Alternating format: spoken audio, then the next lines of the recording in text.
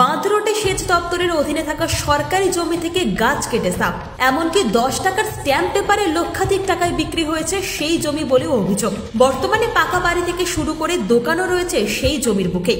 স্বাভাবিকভাবে প্রশ্নের মুখে সেচ দপ্তর এবং ভূমি ও ভূমি সংস্কার দপ্তরের ভূমিকা, প্রশ্নের মুখে প্রশাসনের ভূমিকাও। তৃণমূলের মততে সরকারি জমি দখলের অভিযোগ বিজেপির তরফে উঠলেও পাল্টা তৃণমূল বলেন, অভিযোগ সত্যি হলে প্রশাসন ব্যবস্থা নেবে। কোনো সরকারি জমি দখল করা আমাদের দল সমর্থন করে না। তৃণমূল কংগ্রেসের বিরুদ্ধে ছিল, আছে, আগামী দিনেও থাকবে।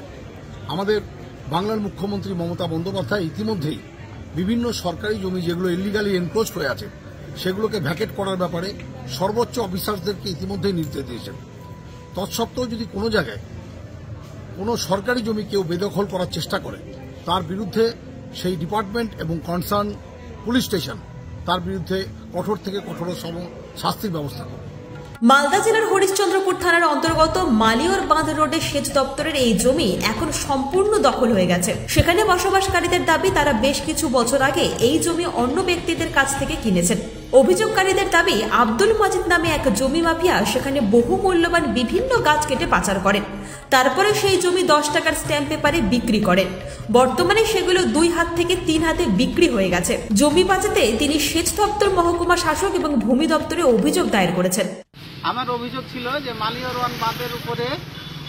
বাঁধের উপরে ওই এলাকারই মানে টিওরপাড়া এলাকার আব্দুল মজিদ পাইকার নামে একজন কুখ্যাত নাটওয়ারলাল, যে কিনা অনেকগুলো গাছকে বিগত 20-25 বছরে কেটে বিক্রি করেছে, পাচার করেছে।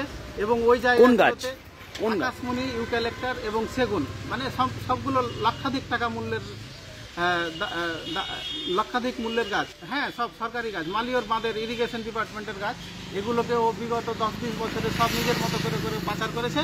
মালিয়র বাঁধের জমি আপনি ইনকোয়ারি করলে দেখতে পাবেন যে 10 টাকা, 20 টাকা বা 50 টাকা, 500 টাকার স্ট্যাম্পে বিক্রি করেছে। ওখানে ক্রেতা বিক্রেতার নাম স্ট্যাম্প পেপারে উল্লেখ পাওয়া যাবে। আমি অত্যন্ত জোরালোভাবে বলতে পারি যে যদি এদের বিরুদ্ধে অ্যাকশন না হয় তাহলে এটাই বুঝতে পারা যায় যে ইরিগেশন ডিপার্টমেন্ট প্রত্যক্ষ এবং অপ্রত্যক্ষভাবে এই নাটওয়ারলালদেরকে কোনো না কোনোভাবে মদত করে যাচ্ছে, সহযোগিতা করে যাচ্ছে বলেই দিনের পর দিন বিঘার পর বিঘায় জমি বাঁধের এধার ওধার সব ধার অনেকগুলো প্লট মানে নির্দ্বিধায় বিক্রি হয়ে চলে যাচ্ছে। প্রশাসনের চোখ এড়িয়ে কিভাবে সরকারি জমি বিক্রি করা সম্ভব হলো, উঠছে প্রশ্ন। ব্যুরো রিপোর্ট, আজ বাংলা।